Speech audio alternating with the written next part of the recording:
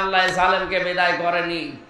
এই ৫ তারিখের আগ পর্যন্ত আল্লাহ আবাবিল পাখির মতো এই পৃথিবীতে বাংলাদেশ এই জায়গায় আল্লাহ ফেরেশতা পাঠিয়েছিল। ১৬ বছর কম চেষ্টা করে নাই এদেশের মানুষ, এক চুলো নড়াতে পারে না জালেমকে।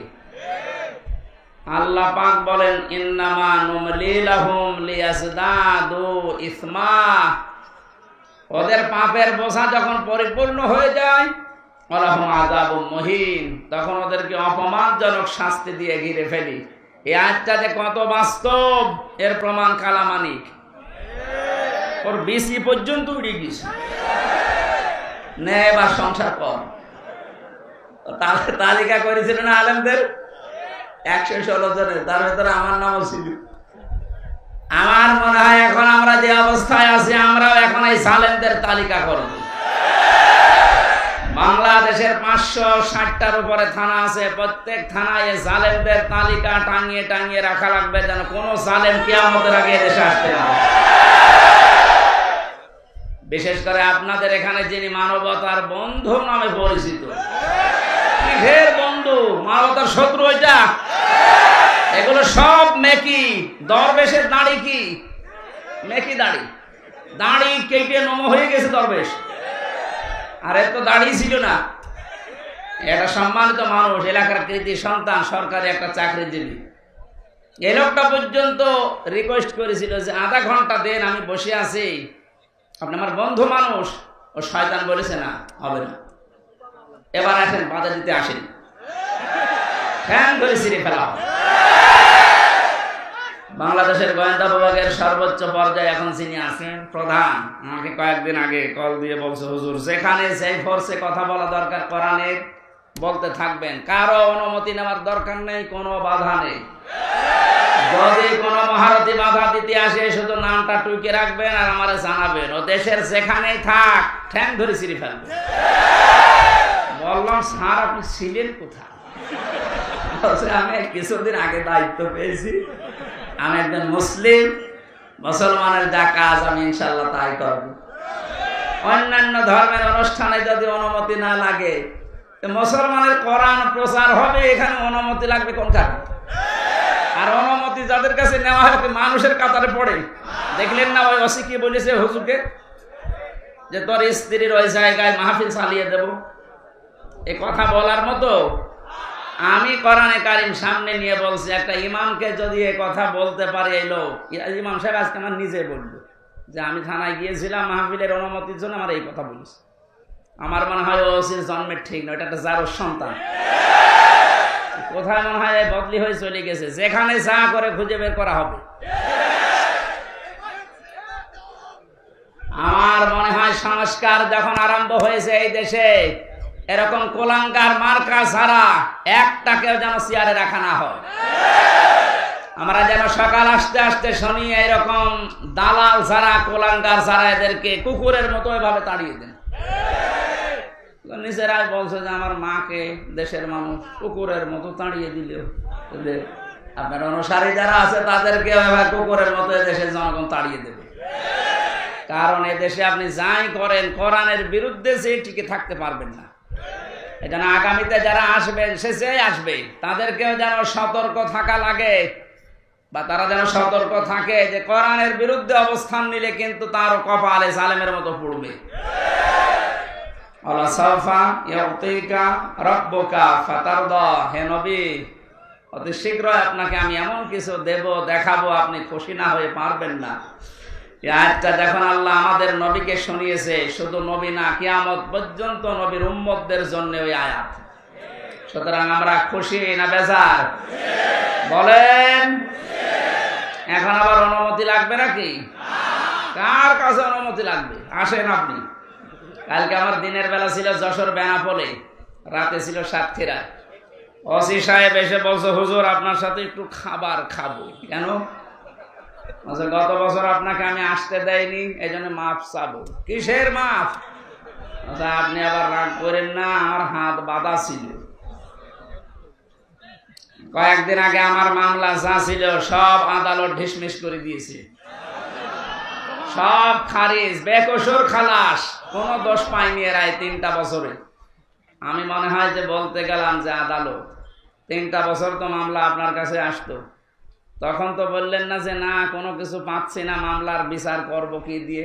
এখন বলছে যে কোনো মাল নেই, কি দিয়ে বিচার করব। এতদিন বললেন না?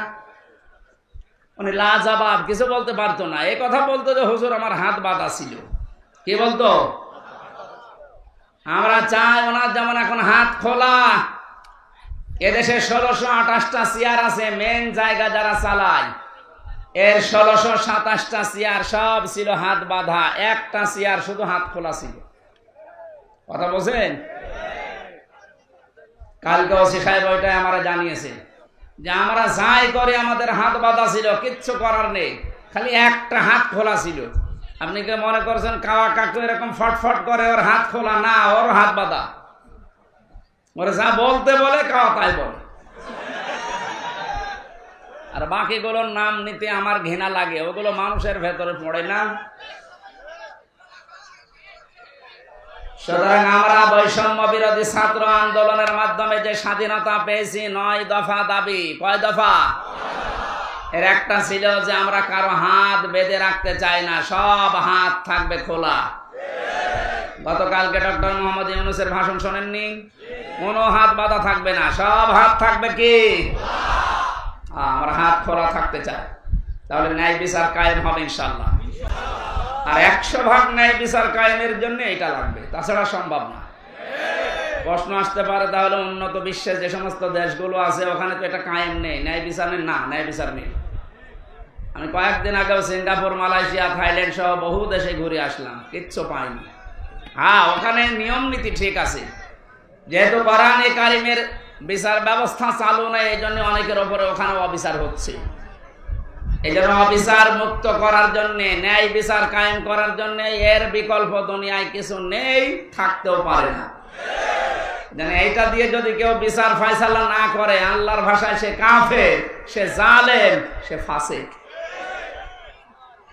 আমরা যেন জালেম হয়ে, কাফের হয়ে, ফাসিক হয়ে মরতে চাই, তাহলে এইটার বিচার ব্যবস্থা কায়েম করা লাগবে না? আমার হাকামা বিহি আদালা, যারা এটা দিয়ে বিচার করে তারা ন্যায় বিচার কায়েম করতে পারে। আরে ভাই, 53 বছর তো আপনি দেখলেন যে কেমন লাগে দেশটা।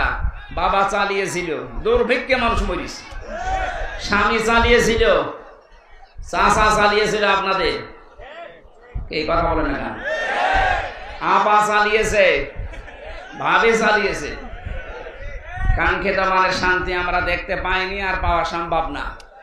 এখন শুধু দেখতে বাকি আছে আল্লাহর এই কোরআন দিয়ে 56,000 বর্গ মাইল চললে কেমন দেখা যায়। এরা দেখতে চান কারা? দেখি লিল্লাহি তাকবীর।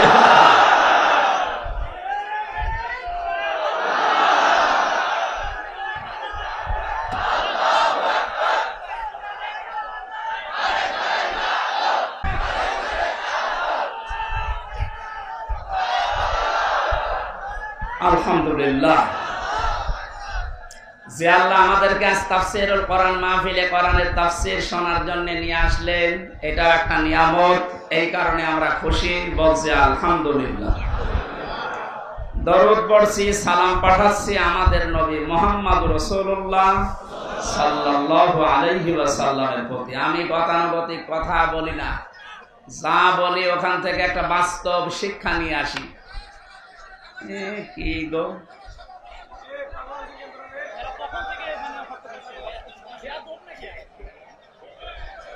মনে হয় রংপুর বিভাগের মানুষেরা না, এরা মনে হয় রাজশাহী বিভাগের। রংপুর বিভাগের মানুষ সব মফিজ, এরা নরম সরল, এরা সরল সোজা। কোন বিয়াদব বেশিছে আল্লাহ জানে। দেখেন, তোরা জিজ্ঞাসা করেন তো কোন জেলায় বাড়ি, ধরে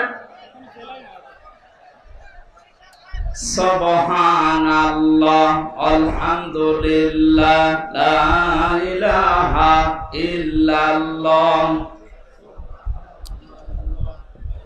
আলহামদুলিল্লাহ, লা ইলাহা ইল্লাল্লাহ, সুবহানাল্লাহ, আলহামদুলিল্লাহ, লা ইলাহা ইল্লাল্লাহ, মুহাম্মাদুর মুহাম্মাদুর রাসূলুল্লাহ। আর কারো কথা আছে? এবার চুপ করে, আমরা কোরআনে প্রবেশ করছি। বিশ্ব নবীকে আল্লাহ পড়া কোরআন শরীফে 7টা নামে ডাক দিয়েছেন। এখানে আলেম নেই? আছে, আলহামদুলিল্লাহ। ওরা আলেমদেরকে বলছি, এই 7টা নামের ভেতরে সর্বপ্রথম যে নাম ধরে ডাক দিয়েছেন নবীজিকে, 1 নম্বরে বলেছেন ইয়াসিন। ইয়া হরফে নিদা, ইয়া মানে হে, সিন মানে সাজ্জেদ। তাফসিরে কাবীরে আল্লামা ফখরুদ্দিন রাজি রাহমাতুল্লাহ আলাইহি উনি 5টা অর্থ দিয়েছেন এই সিনের। উনি বলেন সিন মানে সাজ্জেদুল আলামিন, সিন মানে সাজ্জেদুল বাশার, সিন মানে সাজ্জেদুল কাউনাইন, সিন মানে সাজ্জেদুল আম্বিয়া, সিন মানে সাজ্জেদুল মুরসালিন। এবার একটা একটা করে আমি ব্যাখ্যা বলছি। মুফাসসিরতে বললেন সিন মানে সাজ্জেদুল আলামিন, শুধু আলম না, আল্লাহর ঘোষণা দেওয়ার নেতা এই দুনিয়ায় মাত্র একজন। পৃথিবীর মানুষেরা যারা মনে করেন আমি নামাজ পড়ি, রোজা রাখি, খাস পর্দা করি, আমি জান্নাত পেয়ে গেছি, না। আপনার যদি চরিত্র ঠিক করার জন্য এই পৃথিবীর ময়দানে যাকে আদর্শ মানা লাগবে, নেতা মানা লাগবে, ওই লোকটা যদি আপনি ঠিক করতে না পারেন, আপনি কোনোদিন জান্নাতে যেতে পারবেন না। এটা যদি শুধু দুনিয়ার বিষয় হতো, কসম খোদার আমি বলতাম না এটা সরাসরি সম্পর্কিত আল্লাহ আখিরাতের সাথে। এবার আপনি মিলাবেন, শুধুমাত্র আলম যদি আল্লাহ দিতেন, তাহলে এই পৃথিবীর 228টার উপরে এখন রাষ্ট্র আছে, স্বাধীন পরাধীন মিলে। যে কোনো রাষ্ট্রে আপনি বসবাস করে যদি বলতেন না আমি পৃথিবীতেই থাকবো না, আমি চলে যাব মঙ্গল গ্রহে, আমি চলে যাব চাঁদের দেশে, তাহলে ওইটা তো আলাদা জগৎ। ওই জায়গায় গেলে যদি বিশ্ব নবীকে আপনি না মানতেন আদর্শ হিসাবে, নেতা হিসাবে, সামনে রাখা হিসাবে, তাহলে আপনি জান্নাত পেয়ে যেতেন। যেহেতু আলামিন বহু বচন দেওয়ার কারণে আপনি যেখানেই যান না কেন ওই জগতের একচ্ছত্র মালিকানা কার? ওখানে যে আল্লাহর বিধিবিধান নাযিল হয় তার প্রমাণ সূরা তালাক, ইয়াতানাজ্জালুল আমরু বাইনাহুন্না ইলা আখিরি আয়া। আল্লাহ পাক বলেন প্রতিটি জগতে আমি আল্লাহর বিধিবিধান নাযিল হচ্ছে ওই জায়গার সৃষ্টি দেখে। সুতরাং কেউ যদি মঙ্গল গ্রহে যে ঘর বাড়ি বানিয়ে বাস করতে চায়, সেখানেও নামাজ রোজা যেমন করবে, বিশ্ব নবীকে আদর্শ মানতে হবে ঠিক এইরকম ফরজ। আল্লাহর ঘোষণা দেওয়ার নেতা একজন মাত্র, মুহাম্মাদুর রাসূলুল্লাহ। এবার আসেন আমি আখিরাতের কথা কেন বললাম। বিচার ব্যবস্থা আল্লাহ যখন আরম্ভ করবে, প্রথম ধাপে আল্লাহ মানুষকে ডাকবে একা একা, কেউ থাকবেন আপনার সাথে। অকুল্লুহুম আতিহি ইয়াউমাল কিয়ামাতি ফারদা। আল্লাহ পাক বলেন কিয়ামতে প্রতিটি মানুষকে আমার সামনে আমি দাঁড় করাবো, স্রেফ একা একা, কেউ থাকবে না। এবার আপনি নিজের সাথে মিলিয়ে দেখেন তো, আপনি স্রেফ একা দাঁড়িয়ে আছেন আল্লাহর সামনে, যা জীবন তৈরি করলেন এইটা নিয়ে আল্লাহর সামনে দাঁড়ানো সম্ভব? বলেন না। আমি একা থাকলে আমার মাঝে মাঝে মনে হয় আল্লাহ তুমি যদি বলো হামজা 2024 সালের আগস্ট মাসের 31 তারিখ পর্যন্ত তোরে মাফ করে দিলাম, যা, তোর হিসাব দেওয়া লাগবে না। শুধুমাত্র সেপ্টেম্বরের 12, এই 12টা দিন হিসাব দিয়ে জান্নাতে চলে যা। আমার যা অবস্থা, এই 12 দিনের হিসাব জোগাড় করা এখনো সম্ভব না। আপনারা পারবেন না? আপনারা পারবেন।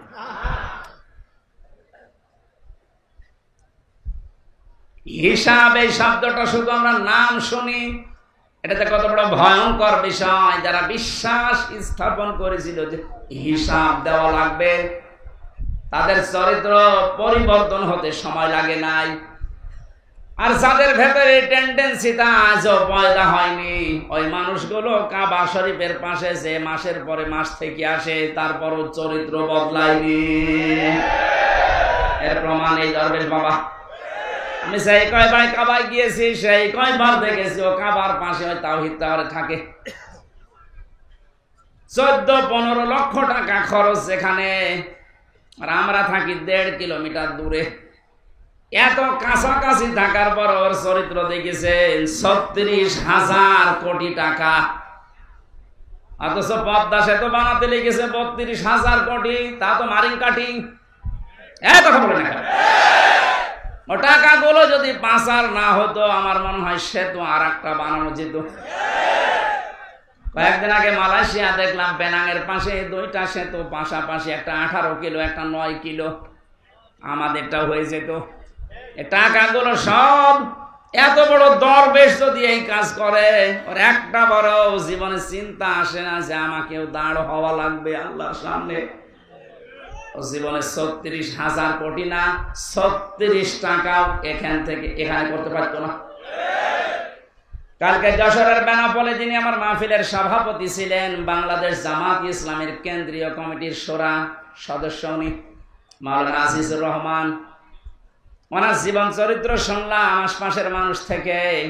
একটা সিম্পল মানুষ, চাকরি করে একটা, যেদিন যেতে না পারে চাকরির বেতন শেষে যা পায় ওখান থেকে ওই দিনের বেতনটা সরকারের খাতায় জমা দিয়ে দেয়। আপনি আল্লাহর ওলি খুঁজে পান না। আপনি দরবেশ দেখেছেন এত বড় বড় দাড়ি, ওটা আল্লাহর ওলি মনে করতেন। আর আল্লাহর ওলি তো এইগুলো দেখেন, সেই কয়দিন উনি ক্লাস করতে পারে নাই, সেই কয়দিনের টাকাও নেয়নি, সরকারকে দিয়ে দিয়েছে। আরে সরকারের টাকা, বেসরকারের টাকা সবগুলো আত্মসাৎ করে বিদেশে পাঠিয়েছে। মসজিদের ইমাম যদি বলে আমি ঘুষ খাই না, পরে ঘুষ দেবে কে? ওসি যদি বলে, এসপি যদি বলে আমি ঘুষ খাই না, ওটা আল্লাহর ওলি। কথা বলে না কেন? যেই লোকটা অনেক কিছু করার সম্ভাবনা ছিল তার জীবনে, সব কিছু ছেড়ে দিয়েছে, এত পরিচ্ছন্ন জীবন যাপন করছে, এই মানুষটাকে যদি আপনি দাঁড় করাতে পারেন, সংসদের একটা চেয়ারে এরকম 151 জন বসিয়ে দিতে পারেন, এই দেশটা পৃথিবীর ভেতরে রোল মডেল হয়ে যাবে। এতদিন চোরগুলো বসিয়ে আন্দাজে ধোয়া তুলতো যে এ বিশ্বে আমরা রোল মডেল। কিসের রোল মডেল? চোরের। কিসের? ডক্টর মোহাম্মদ ইউনূস গত পরশুদিন জানিয়েছেন যত টাকা পাচার হয়েছে প্রায় 4 ভাগের 3 ভাগ সব নিয়ে আসার ব্যবস্থা হচ্ছে, বাকিটাও চলে আসবে ইনশাআল্লাহ। আমার মনে হয় টাকাগুলো যদি আসতে না পারে, যাদের বউ ছেলে মেয়ে স্ত্রী পুত্র এদেশে আছে ওদেরকে রাষ্ট্রের কাজে লাগান, কোনো ছাড় নেই। যে বেতন পায় ওই বেতন দিয়ে তো সংসার চলার কথা না, অথচ বেনজিরের আলাউদ্দিনের চেহারা এই জন্য যদি টেন্ডেন্সি তৈরি করতে না পারেন, জীবনেও আপনার এই জীবন পরিচ্ছন্ন হওয়া সম্ভব না। খলিফাতুল মুসলিমিন হযরত ওমর, এই এদিকে তাকান, রাদিয়াল্লাহু তাআলা আনহু ছেলেটাকে ভর্তি করে দিলেন এক মাদ্রাসায়। প্রধান বিচারপতি ওই সময় হযরতে আলী রাদিয়াল্লাহু তাআলা আনহু, তিনিও তার সন্তান হোসাইনকে দিলেন মাদ্রাসায়। হযরত হোসেন কলম ফেলে দিচ্ছে টেবিল থেকে, ডাক দিয়ে বলেন আব্দুল্লাহ তুলে দাও। 1 বার 2 বার 3 বার তুলে দেওয়ার পরে ওনার কাছে রাগ হয়ে, হোসাইন বারবার কলম ফেলো, আমারে তুলতে বলো, আমি কি তোমার খাদেম? তুমি কি চাকর রেখেছো আমারে? হযরত হোসাইন রাগের মাথায় বলে ফেললেন, আব্দুল্লাহ তুমি শুধু চাকর না, শুধু খাদেম না, তুমি খাদেমের বাচ্চা খাদেম।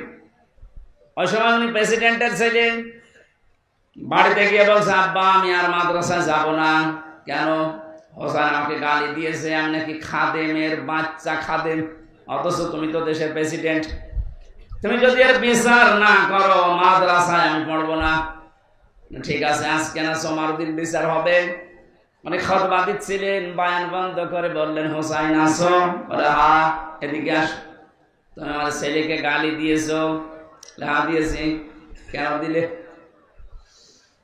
হযরত হোসাইন ডাক দিয়ে বলে, খলিফাতুল মুসলিমিন আমিরুল মুমিনিন, আপনার সম্মান আছে, আমি সম্মান দিয়েই বলছি, আপনি নিজের থেকেই বলেন তো আপনি কি আমার নানার খাদেম ছিলেন না? হযরত ওমর কথা বন্ধ হয়ে গেছে, তাই তো, এভাবে তো আমি ভাবিনি। তিনি বললেন, হোসাইন, যে কথাটা তুমি বললে এটা কি লিখে দিতে পারবা? কাগজ কলম নিয়ে আসেন। খেজুরের পাতা নিয়ে এসেছে, উনি লিখে দিলেন, ওমর আমার নানার খাদেম ছিল, আমি দেখেছি, এটি হোসাইন ইবনে আলী, সই করে দিলাম। কাগজটা হাতে নিয়ে হযরত ওমর চমা খেলেন, ডাক দিয়ে বললেন, নবীর সাহাবীরা, বিচার হয়ে গেছে। হযরত আব্দুল্লাহ তো ছোট মানুষ, বসে না, বলে, আবার কি করে বিচার করলে? একটা বিচার হইল, হোসেনকে কিছু বলবা না? হযরত ওমর বলে, সন্তান, যে বিচার করেছে শুধু দুনিয়া না, আখিরাতেও কাজে লাগবে। আমি যখন মারা যাব, এই কাগজটা আমার কাফনের ভেতরে দিয়ে দিও।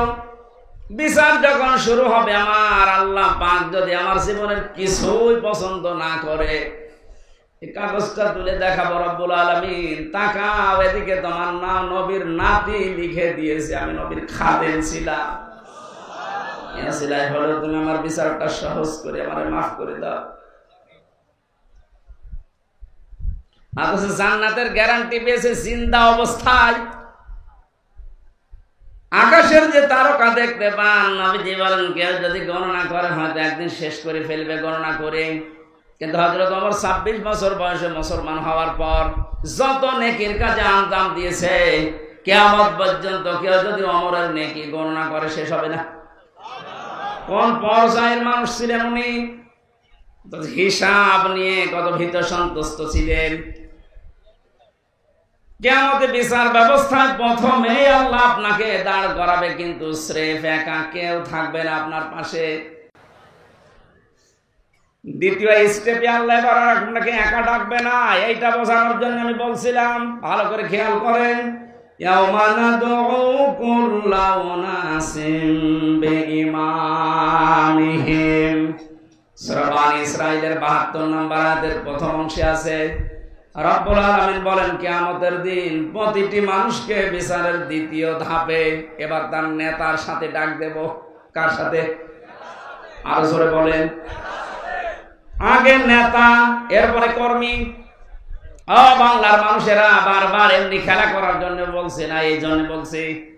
আপনি এবার বিবেক দিয়ে বলেন, যাকে নেতা মানেন, যার আদর্শ মতো চলেন, স্লোগান দেন যার পেছনে, এই লোকটা যদি কিয়ামতে আপনার সামনে থাকে, ওর যে চরিত্র, ওর যে সুরত সিরাত আপনি তো নিজেই জানেন।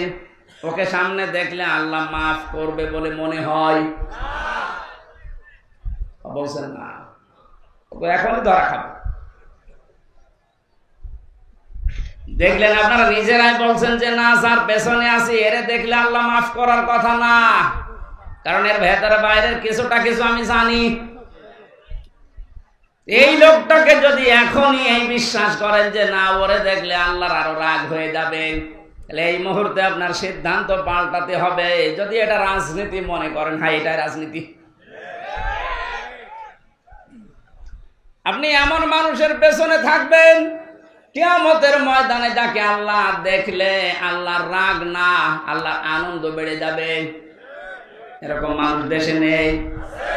এর দলিল আছে সূরা নিসা 5 নাম্বার পারা 6 নাম্বার পৃষ্ঠা 9 নাম্বার লাইনের 59 নাম্বার আয়াতের প্রথমে আছে, জাতীয়, এই ফেল, এই ভার্ব, এই ক্রিয়া, এই শব্দটা আল্লাহ নিজের নামে আর রাসূলের নামে রেখেছেন, কিন্তু উলিল আমরের আগে আল্লাহ এই শব্দটা দেননি। যতগুলো তাফসীর আমি দেখেছি, মুফাসসিরিন ইকরাম সবাই একমত, আল্লাহ রাসূলকে মানতে হবে, কোনো প্রশ্ন করা যাবে না। আল্লাহ রাসূলের পরে যদি দুনিয়ায় কাউকে কেউ মেনে চলতে চায়, অবশ্যই দেখতে হবে লোকটা আল্লাহ রাসূলকে মেনে চলে কিনা। এটা যদি আজ আমরা ওয়াজ শোনার পরে মেনে নিতে পারতাম, আমার মনে হয় অনেকের এটা 100 ভাগ বিশ্বাস হয় না, 80 ভাগ বিশ্বাস হয়। এই আয়াতকে আমি বানালাম, বলেন বলেন, 1500 বছর আগে নাযিল করা আয়াত। সুতরাং আজকে সিদ্ধান্ত নিয়ে বাড়ি যাবে, যারা আল্লাহ রাসূলকে মানে না, ওই দল যদি আমার বাবাও কায়েম করে, আমি ওই দল করি না। যারা আল্লাহ রাসূলকে মেনে রাজনীতি করছে, নেতাগিরি করছে, নেতৃত্ব দিচ্ছে, এই লোকটা যদি আমার দোলা ভাই নাও হয়, আমার চাচা নাও হয়, এই কথা বলে না কেন?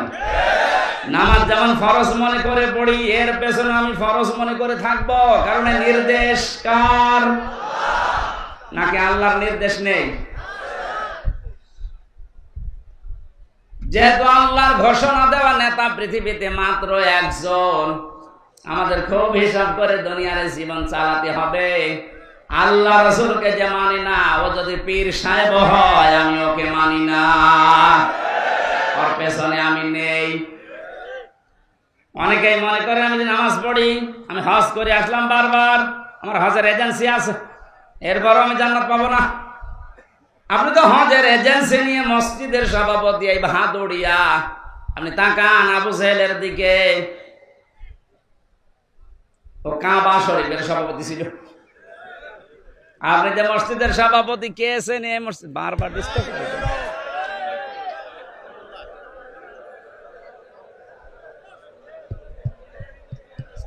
এমনিতে মাইক ভালো না, এরপরেও আবার যদি এইভাবে ডিস্টার্ব করে। বুঝলাম, কিন্তু মাইকে তো ভালো না।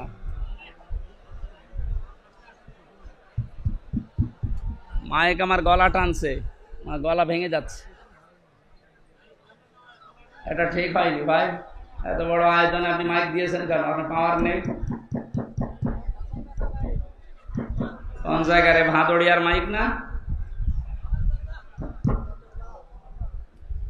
এরা বলেছে না এর উপরে মাইক হয় না, মাইক হয় না। পাবনা দারুল আমান ট্রাস্টে মাইক কি ওর ফেরেশতা নিয়ে এসে দেয়?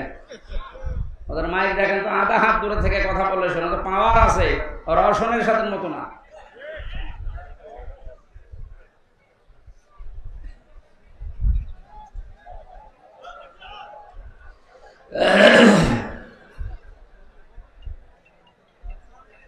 দিনাজপুর বাসে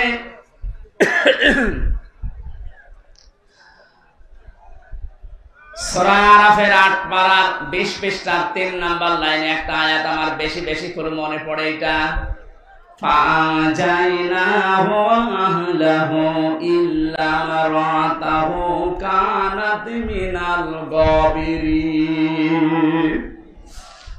আমি যত তাফসীর বিশ্ববিদ্যালয়ে বসে বসে প্রায় ৪২টার উপরে আমি একটা একটা করে দাঁড় করিয়েছিলাম, দেখি কি প্রত্যেকটার কি সবগুলো মুফাসসিরে আয়াতের ব্যাপার এক কথায় লিখেছেন।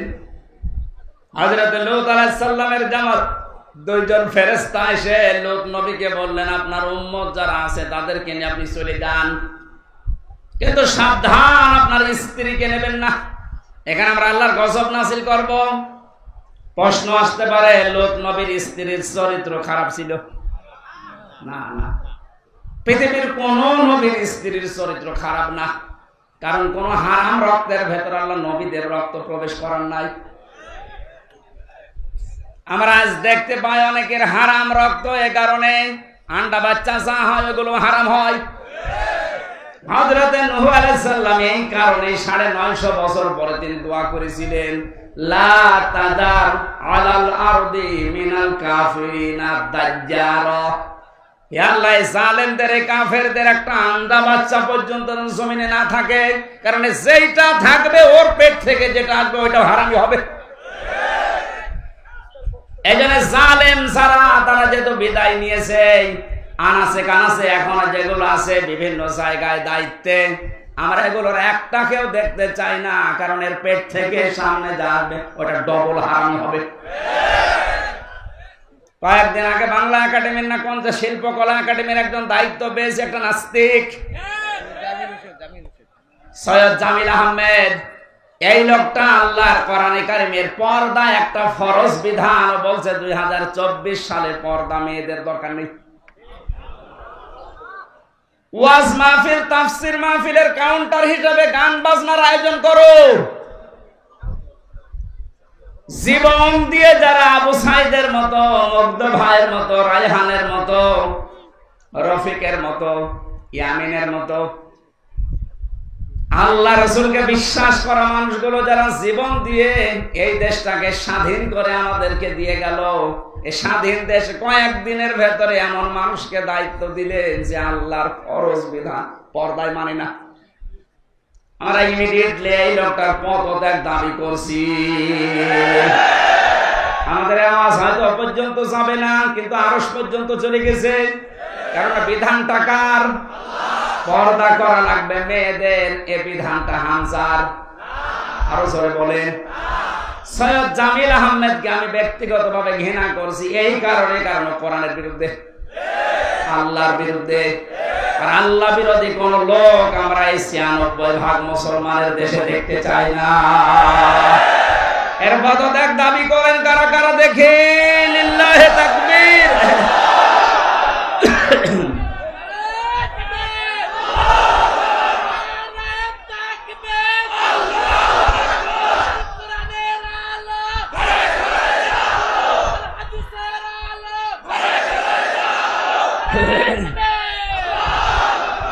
এই শয়তানকে যদি এখন ছাড় দেওয়া হয়, এও কালামানিকের মতো হবে, এ মুরগি চোরের মতো হবে।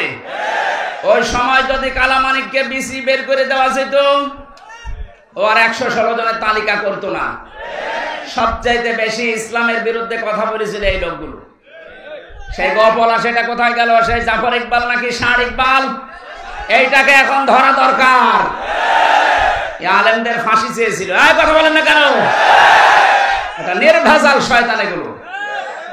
যখন এদের ২০ দাঁত বের হবে, সঙ্গে সঙ্গে যদি ভেঙে দেওয়া হয়, ভবিষ্যতে কোন জালেম আর এভাবে শক্ত কথা বলতে পারবে না। এই সৈয়দ জামিল আহমেদকে ছেড়ে দেন, এই শয়তান কয়েকদিন পরে এই স্বৈরাচারের মতো কথা বলতে শুরু করবে, বলবো আমি সব। এত কষ্ট করে স্বাধীন করে যারা দিয়ে গেল, তাদের মতামতের গুরুত্ব নেই। প্রত্যেকটি সমন্বয়ক এখন এক কথায় উচ্চারণ করছে, আমরা আল্লাহ রসুলকে বিশ্বাস করি, তার বিধান দিয়ে আমরা সবার বাঁধন খুলে দিতে চাই। শয়তান সে আল্লাহর বিধানে হাত দিয়েছে, দায়িত্ব পেতে দেরি, একবারে এসে আল্লাহর বিধান পর্দায় হাত দিয়েছে। এই ২৪ সালে মেয়েদের আর পর্দা দরকার নেই। কি বড় কথা বলেন তো? আপনি ব্যক্তিগতভাবে আমার ২টা থাপ্পড় দিন, আমি মেনে নিতাম। আপনি সাপোর্ট করছেন কার? আল্লাহর পুরোপুরি বিরুদ্ধে অবস্থান নিয়েছে, ও আল্লাহর বিরুদ্ধে যুদ্ধ ঘোষণা করিস। কথা বলেন। আজকে তিরমিজি শরীফের একটা হাদিস পড়ছিলাম, কেউ যদি জেনে বুঝে কোন জালেমকে সহযোগিতা করে, সাহায্য করে, সমর্থন জানায়, যদি ভালোবাসে, ও সঙ্গে সঙ্গে নবীর উম্মত থেকে বের হয়ে যায়। এরপর অনেকে এখনো পর্যন্ত জালেমদের সাফাই গান। আমরা আহ্বান জানাচ্ছি, আনাছে কানাছে সে জালেম গুলো আছে। ডক্টর ইউনূস কালকে কতগুলো তালিকা দিয়েছে দেখেননি? ১০০ জনের প্রায় ৮০ জনের পরিবর্তন প্রায় হয়ে গেছে। বাকি ২০ জন যারা আছে, এগুলো আমরা আর চাই না, কারণ এগুলো এই গণহত্যার সাথে সবগুলো দায়ী। ওর একা জীবনও সাহস হতো না। এই শয়তান গুলোকে নিয়ে যা করেছে, পৃথিবীর ইতিহাস পাল্টিয়ে ফেলেছে। বাইরে যাদের ঈমান নেই, যারা অন্য ধর্মের, তারা পর্যন্ত রিপোর্ট পেশ করছে যে ১২০০ কতজন গণহত্যার শিকার। এখনো পর্যন্ত অনেকে জালেমের সাফাই গিয়ে সাহস দিতে চাচ্ছে যে আপা আপনি ঘাবড়াবেন না, আপনি ঘাবড়ালে আমরা নরম হয়ে যায়। ওরে শয়তান, ওরে পিটিয়ে নরম বানানো দরকার। ইয়ামেন ভাইকে পুলিশের গাড়ি থেকে, ওখান থেকে, এখনো জীবিত ছিল, নড়াচড়া করছিল, ওখান থেকে ফেলে দিয়ে পা লেগেছিল গাড়ির চাকার সাথে, মনে হচ্ছে কুকুরের বাচ্চা টেনে নিয়ে যাচ্ছে। এরপরও আপনার মানুষ কিচ্ছু হয়নি মনে করে। আয়না ঘরের ভেতর থেকে যারা বের হয়ে তাদের করুণ কাহিনী শোনালো, আপনি কি মনে করছেন মিথ্যা কথা? আমি নিজে তো ছিলাম, আমি দেখেছি। মাটির নিচে যে ঘর, ওখানে থাকা যায়? আজান হয় কখন, আজানও শুনতে দিত না। আমি তো ৪ ওয়াক্ত নামাজ আন্দাজে পড়িছি, কিছু জানি না যে কখন আজান হয়, কখন দিন হয়। ১১ ঘন্টা আমার টাঙিয়ে রেখেছিল, কিচ্ছু জানি না, আন্দাজে। চোখ কালো কাপড় দিয়ে বেঁধে, পেছনে হাত বেঁধে, পায়ে ডান্ডা বেড়ি লাগিয়ে, মাথায় দড়ি দিয়ে ১-২ ঘন্টা হলে ১১ ঘন্টা। দুপুরবেলা নিয়ে গেছে ২টা, রাত 11:30 নিয়ে এসেছে। ১টা ২টা দিন হলে তো এরকম হয়। রিমান্ডে যতদিন রেখেছে এরকম কষ্ট দিয়েছে। আমার আসার সময় বলেছে বাইরে যে যদি কিছু বলেন এখানে যা দেখে গেলেন আপনারা কিন্তু ফেলে দেব, এই জন্য তো কিছু বলতে পারতাম না। এখন যে ফেলে দেবে সেই পড়ে গেছে। বিশেষ করে আমার এই কাউন্টার টেররিজমের আসাদুজ্জামান, এই গোপালী, এই লোকটা আমার ধরার পরে আমার বাবার কাছ থেকে বলেছে 50টা মামলা দেব আপনার ছেলেকে। আমার বাবা বলেছে মামলা তোর একটাও নেই। বলছে মামলা আমরা বানাবো, কালকের ভেতরে আপনি 10 লাখ টাকা দেবেন। আমার বাবা গ্রাম্য মানুষ, জমি জায়গা যেখানে যা ছিল ধার কর্জ করে সঙ্গে সঙ্গে 8 লাখ টাকা দিয়েছে। মনে করেছে যে রিমান্ডে মারবে না, ও শয়তানরা কি মানুষ নাকি? টাকাও নিয়েছে, মাছ ধরে করেছে, মামলাও দিয়েছে। কত বড় বেঈমান বলেন তো।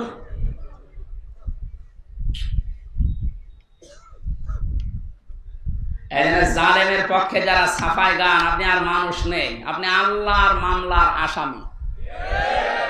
এইটা আমি বানালাম। সূরা শুরার 42 নম্বর আয়াতের প্রথম অংশে আছে আল্লাহ পাক বলেন ইন্নামাস সাবিলু আলাল্লাযিনা ইয়াজলিমুনান নাস। পৃথিবীতে যারা মানুষ হয়ে মানুষের উপরে জুলুম করে, অত্যাচার করে, নির্যাতন চালায়, আমি আল্লাহ দেব। বাংলাদেশে 1628 জন মানুষ মেন দায়িত্বে ছিল, আর প্রত্যেকটি এরা জুলুমকারী। যে যে বিভাগে ছিল ওই বিভাগেও জুলুম করেছে। এখন বলেন না কেন? বিচার বিভাগে বলেন, প্রশাসনে বলেন, যা যা বিভাগ ছিল প্রত্যেকটি জায়গায় যারা চেয়ারে ছিল প্রত্যেকটা জালেম আর জালেমের দোষক। অনেকে বলে আমার হাত বাঁধা। হাত বাঁধা তোর চেয়ারে বসে থাকার দরকার কি? ভ্যান চালা। হাত বাঁধা বলে তুই জালেমকে সাপোর্ট করবি? কত বড় দুর্নীতিগ্রস্ত হলে একটা দেশের কেন্দ্রীয় মসজিদের ইমাম পর্যন্ত পালিয়ে যায়। জাতীয় মসজিদের ইমাম পালিয়ে গেছে না? কি আশ্চর্য গো!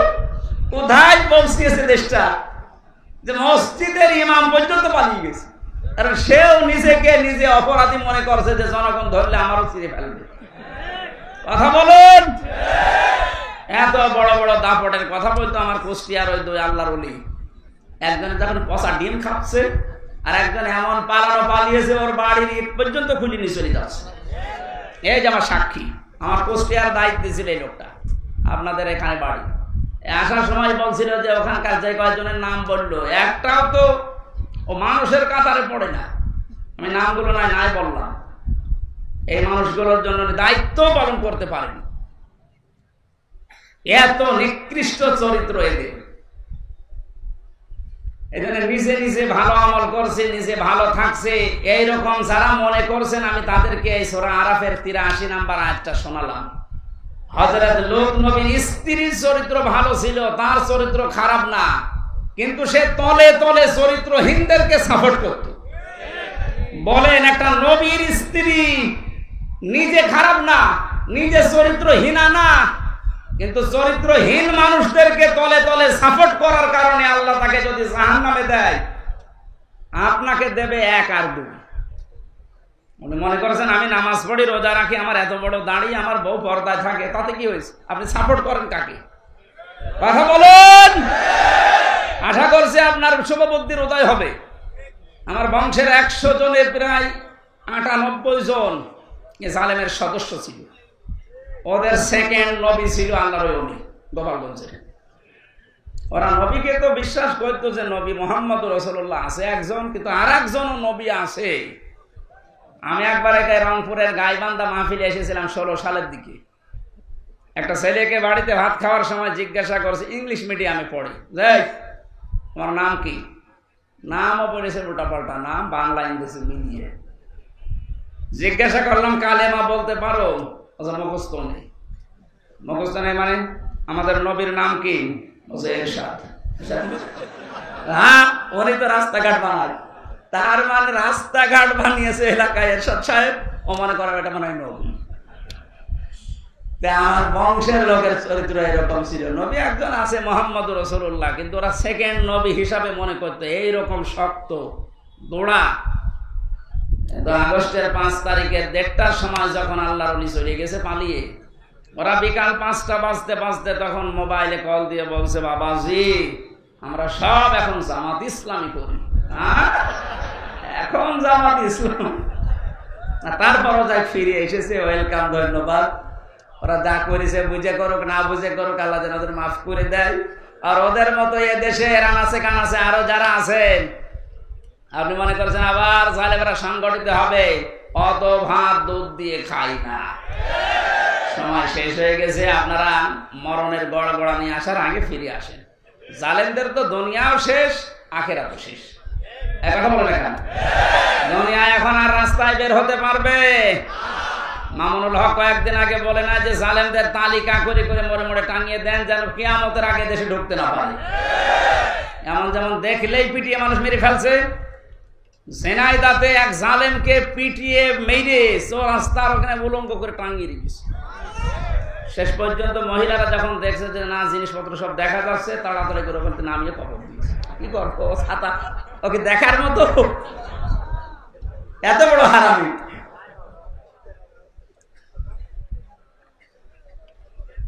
দুনিয়া শেষ আপনাদের, জালেমদের কোন দুনিয়ার জীবন নেই আর। কারণ এখন আর ওই সময় নেই। ওয়ালা ইয়াজিদু যালিমিনা ইল্লা খাসারা। দিন যত যাবে জালেমদের শুধু ক্ষতি বৃদ্ধি হতে থাকবে। এ ঘোষণা কার? বলেন। কিন্তু যারা জালেম হয়ে মারা যাচ্ছেন তাদের অবস্থা আরো খারাপ হবে। তারা মামলার আসামি হামজা। কার? আপনি চিন্তা করেছেন? আল্লাহর মামলার আসামি।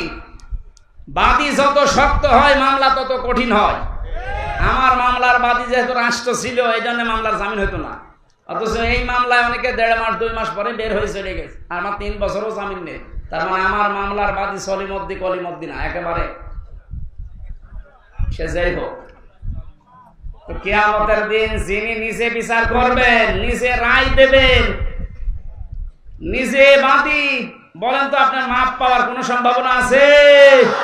আমার মতো খালাস পাবেন? আপনি আল্লাহর মামলার আসামি, লিখে নিয়ে যান আপনি জাহান্নামী।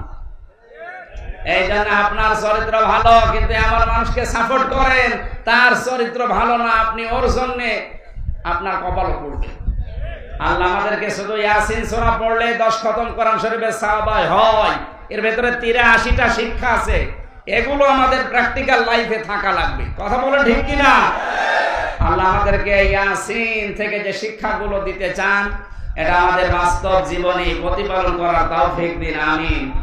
সূরা আলে ইমরানের 102 নম্বর একটা মাত্র আয়াত পড়েছি। আমার আজকের আলোচনার বিষয় তিনটা ভাগ আছে। এর ভেতরে আমরা দেখি কোরআনে কারীম থেকে পয়েন্ট আকারে কথা বলার চেষ্টা করছি। কষ্ট হয়ে যাচ্ছে? কষ্ট তো হচ্ছে আমার, মানে মাইকের জন্য গলা ব্যথা করছে আর ভেতরে ঘেমে যাচ্ছে। জবান খুলে শয়তান যদি আশপাশে থাকে যেন পালায়। বলেন আউযু বিল্লাহি মিনাশ শাইতানির রাজিম। বিসমিল্লাহির রহমানির রহিম।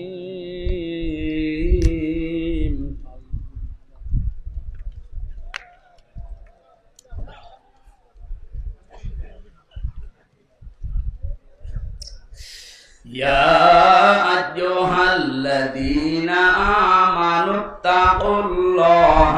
হাক্কা তুকাতিহি ওয়া লা তামুতুন্না ইল্লা ওয়া আনতুম মুসলিমুন।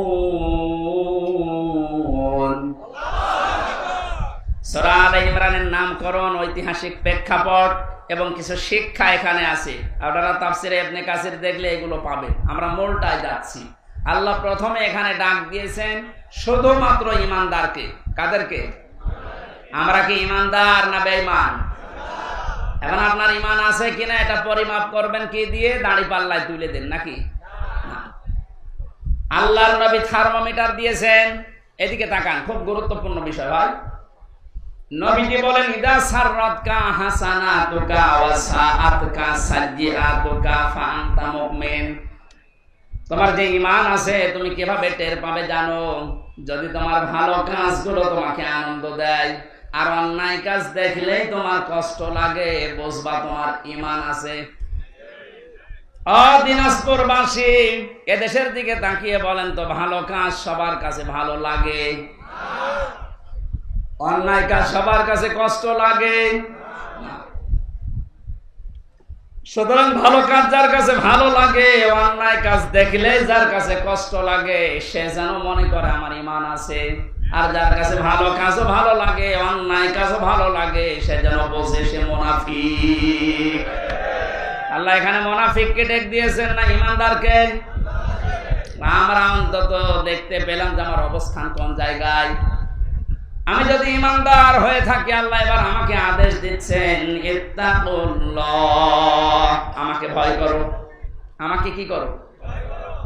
এই যে শব্দটা নিয়ে আবহমান কাল থেকে বহু ব্যাখ্যা আমরা শুনেছি, পেয়েছি, কিন্তু আমার এখন আধুনিক একটা ব্যাখ্যা পেয়েছি। খুব কষ্ট হচ্ছে, বসেন একটু, বসেন বসেন। এবার তো আমি প্রবেশ করছি জায়গায়। আল্লাহকে ভয় করে শব্দটা পড়া কোরআনে যতবার আমি পেয়েছি, আধুনিক ভাগে ব্যাখ্যা করার চেষ্টা, যখন তাফসির খুলে খুলে দেখলাম যে না, এ তো মিলছে না। এটা কিছুদিন আগে একটা তাফসির বের হয়েছে, এই জায়গায় তাকওয়া শব্দের ব্যাখ্যা লিখতে গিয়ে মুফাসসির লিখেছেন, তাকওয়া মানে যে যে বিষয়ে কাজ করবে ওই বিষয়ের শিক্ষা, দীক্ষা, প্রশিক্ষণ, এরপরে ওই কাজটা সুচারুরূপে যদি আঞ্জাম দিতে পারে, এর আরবিতে নাম তাকওয়া। ইনি একটা ইঞ্জিনিয়ার, উনি যে সমস্ত কাজগুলো করে বিএডিসিতে, ওই কাজগুলো সম্পর্কে ওনার আগে শিক্ষা লাগবে, প্রশিক্ষণ লাগবে, এবং বিনা বাধায় ওই কাজটা সুচারুরূপে যখন আঞ্জাম দিতে পারবে, ওইটার নাম আরবিতে তাকওয়া। আল্লাহ এইটা অর্জন করার জন্য আমাদেরকে বলেছিলেন। পৃথিবীর বিভিন্ন দেশে আমি ঘুরে দেখেছি, তাকওয়াটা তারা এখান থেকে নিয়েছে। ওদের ছেলে মেয়েরা যে যে বিষয়ে একটু পারদর্শী, ওকে ওই বিষয়ের শিক্ষা আরো বেশি করে দেয়, প্রশিক্ষণ দেয়, ওই কাজটা ওরে সুচারুরূপে আঞ্জাম দেওয়ার জন্য ব্যবস্থা করে দেয়। এই জন্য ওদের দেশটা দাঁড়িয়ে যায়। আর আমাদের তাকওয়া কি?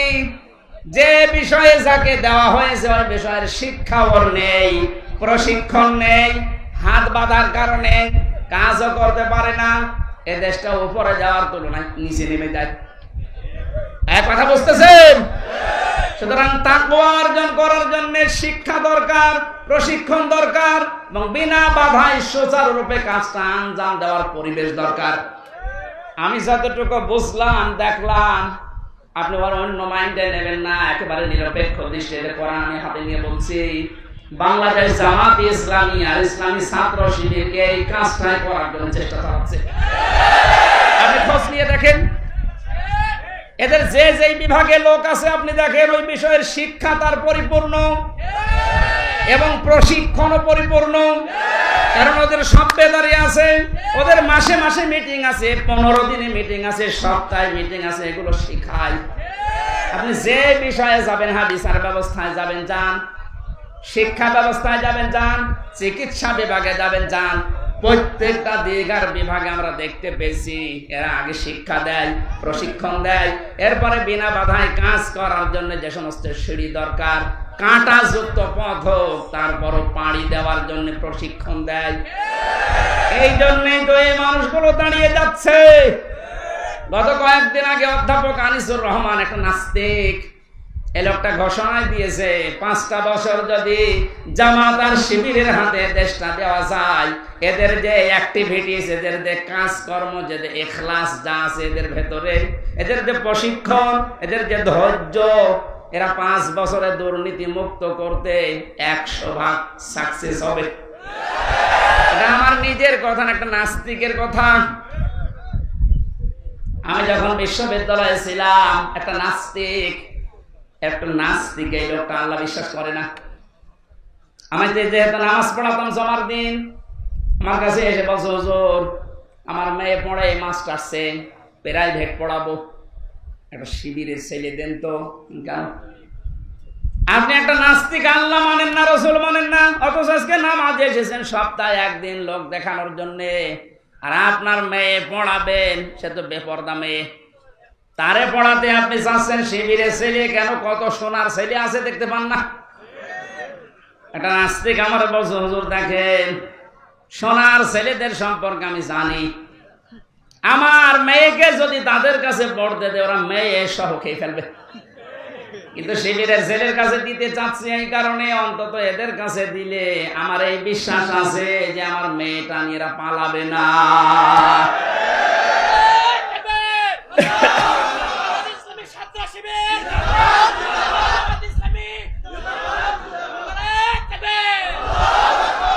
আমার মুসলমান ভাইরা, আমি দালালি করার জন্য না, আল্লাহর কসম আমি যা দেখতে পেয়েছি আমার এই 30-33 বছর বয়স আমি সেইটা বলছি। আমরা তাকওয়াই বুঝি না, তাকওয়া যারা বোঝে তাদের ধারে কাছে আমরা যাই না। তাকওয়া কত রকমের হয় আমি 9 প্রকার পেয়েছি তাফসিরে। কোন মানুষ যদি তাকওয়া অবলম্বন করে আল্লাহ 27টা উপকার করে দুনিয়া আর আখিরাত মিলে। সুবহানাল্লাহ বলতে পারেন না?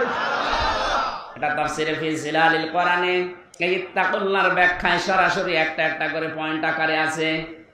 যদি পারেন যারা জ্ঞান অন্বেষণ করার জন্য একটু চেষ্টা চালান তারা দেখে নেবেন সূরা আলে ইমরান 102 নম্বর আয়াতের তাকওয়া শব্দের ব্যাখ্যাটা। হাক্কা তুকাতিহি, যেভাবে আমাকে ভয় করা দরকার ওইভাবে তোমাদের ভয় করা লাগবে। বাস্তবে আমরা দেখেছি বহু মানুষ আল্লাহকে ভয় করার মতো ভয় করার কারণে দুনিয়া আখিরাত সব পরিপূর্ণ পেয়ে গেছে। এই যে আব্দুল কাদের জেলানির নাম শুনি, তার বাবার জীবনী দেখেছি। ফল ভেসে আসছিল পানি দিয়ে, যদিও ভেসে যাওয়া জিনিস খাওয়া যায় যাচ্ছে কারণ তার কোনো মালিক নেই। ক্ষুধার্ত অবস্থায়ও ফলটা খাওয়ার পরে তার মনে হয়েছে আমি কার জিনিস খেলাম, আমি তো না বলে খেয়েছি। এত বড় ক্ষুধার্ত মানুষও প্রায় সারাদিন সারা রাতে হেঁটে হেঁটে বাগানের মালিকের কাছে মাপ চাইতে গেছে। এর নাম হাক্কা তুকাতিহি। আমরা যদি ভয়কে ভয় করার মতো আল্লাহকে করতে পারি, মহান আল্লাহ আব্দুল কাদের জিলানীর বাবার মতো দুনিয়া আখিরাত আমাদের দিয়ে দেবে। ওয়ালা তামুতুন্না, মরো না, ইল্লা ওয়া আনতুম মুসলিমুন, যতক্ষণ পর্যন্ত মুসলমান হতে না পারো। এই যে আজকে যারা মুসলমান হয়েছে আল্লাহ এই কথাই কোরআনে জানিয়েছে, তোমরা মরবা না, ইহুদি হয়ে মরবা না, খ্রিস্টান হয়ে মরবা না, হিন্দু হয়ে মরবা না, বৌদ্ধ হয়ে মরবা না, মরতে হলে মুসলমান হয়ে মরো।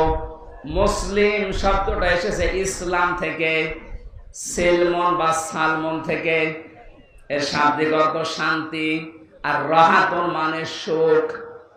আল্লাহ পাক বলেন কেউ যদি দুনিয়াতে ইসলাম মানতে চায়, আমি ইসলাম পাঠিয়েছি দুনিয়ায় 2 প্রকারের। ইসলাম কয় প্রকার? হ্যাঁ, ইসলাম কয় প্রকার? না না না, বোঝার পরে বলবেন। ইসলাম কয় প্রকার? একটা আছে প্রাকৃতিক ইসলাম আর একটা শারঈ ইসলাম। প্রাকৃতিক যে ইসলামটা এটা আমার আল্লাহ যেদিন বানিয়েছে ওই দিন থেকে কিয়ামত পর্যন্ত একইভাবে চলবে। এই যে সূর্য যেখানে ওঠে যেখানে ডোবে এটা আল্লাহ বানিয়েছেন। এই যে আম গাছে কোনোদিন আম ছাড়া পেঁপে ধরে না, এটা কিয়ামত পর্যন্ত এইভাবে থাকবে। প্রাকৃতিক ইসলাম তৈরি করে দেওয়ার দায়িত্ব কার? কিন্তু শরঈ ইসলাম যেটা এই যে কাগজে আছে, কোরআনে আছে, হাদিসের পাতায় আছে, এই কাগজের ইসলামকে জমিনে যতদিন পর্যন্ত আপনি কায়েম করতে না পারবেন, চেষ্টাও যদি না করেন, মান মাতা, যে ব্যক্তি মরে গেল, অলাম ইয়াগজু, সে চেষ্টা করে নাই, যুদ্ধ করে নাই, গাজওয়ায় শামিল হয় নাই, অলাম ইউহাদ্দিস বিহি নাফসাহু, তার মনের ভেতরে কামনা বাসনাও আসে না যে ইসলাম কায়েম হোক। মাতা আলা শুবাতিন মিনান নিফাক, আল্লাহর নবী বলেন সে যেন মারা যাওয়ার সময় মুনাফিক হয়ে মরে যায়। বলেন নাউজুবিল্লাহ। প্রাকৃতিক ইসলাম যেহেতু আল্লাহ নিজে কায়েম করে দিয়েছেন, কাগজ ইসলাম তো আল্লাহ কায়েম করে দেয়নি, দিচ্ছে না, দেবেও না। এটা কায়েম করার দায়িত্ব ফেরেশতাদের। কাদের? আপনি এইটা না করে মরে গেলে মুসলমান হয়ে মরতে পারবেন না, মুনাফিক হয়ে মরবেন। এরপরও এখনো রাজনীতি মনে হয়। এই যে যতদিন পর্যন্ত কাগজের এই ইসলাম জমিনে কায়েম না হবে ততদিন আমাদের বিশ্রাম নেই। আর জোরে যেভাবে হোক এটা আমাদের কায়েম করাই লাগবে। কায়েম যদি হয়ে যায় ফাহাল্লা হালালাহু ওয়া হারামা হারামাহু, এর হালালকে হালাল মানতে পারবো, হারামকে হারাম জেনে ছেড়ে দিতে পারবো। আদখালাহুল্লাহুল জান্নাহ, আল্লাহর নবী বলেন তুমি যেন মনে করবা আল্লাহ তোমার জান্নাতে দিয়ে দিয়েছে। সুতরাং কোরআন কায়েম হলে এটা মিনি জান্নাত হয়ে যাবে। ওই পরিবেশটা আল্লাহ আমাদের চরম চোখে দেখার তৌফিক দেন, বলেন আমিন। পারিবারিক জীবন সম্পর্কে যে সমস্ত লেখাগুলো আমার ছিল সেগুলো কারাগার থেকে বই আকারে বের করেছি। মেয়েদের জীবনের উপরে ওদের উপরে কথা বলা দরকার ছিল, ওই ওখান থেকে নিয়ে যাবেন, ওটা কাজে লাগবে। ওই যে ডানে গাড়ি